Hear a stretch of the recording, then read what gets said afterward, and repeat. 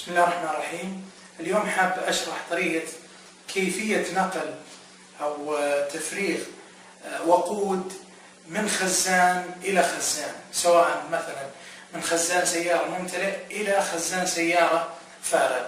طبعا كثير من الناس لما يجي يسحب الوقود من الخزان الممتلئ يستخدم أنبوب أو لي ويسحب عن طريق الفم.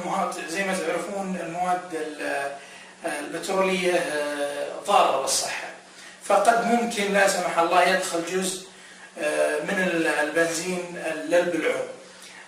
بالرغم أنه ممكن يستخدم طريقة ثانية علمية طبعا، ويخلي الضغط الجوي هو اللي يقوم بعملية دفع البنزين بدل لا هو يسحبه من خلال الرئتين.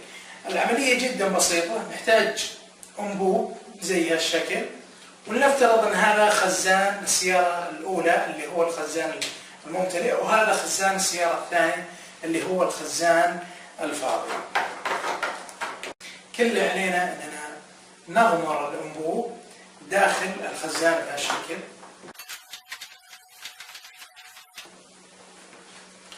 بعد كذا نقفل الطرف الثاني للأنبوب عن طريق الأصبع بهالشكل. نلاحظ الآن أنه السائل البترولي الآن معنا موجود داخل الأنبوب. لاحظ أرفع إيدي يعني وما ينزل على تحت. ليش؟ بسبب الضغط الجوي. الآن أنزله بهالشكل. حبيت أشارككم المعلومة لأنه قد البعض يحتاجها في المستقبل، فممكن لو استخدم الطريقة الأولى لسحب الفم قد لا سمح الله يستنشق كمية من البنزين وتضر صحته، بينما الطريقة هذه زي ما شفنا سهلة جدا وبسيطة وأيضا آمنة.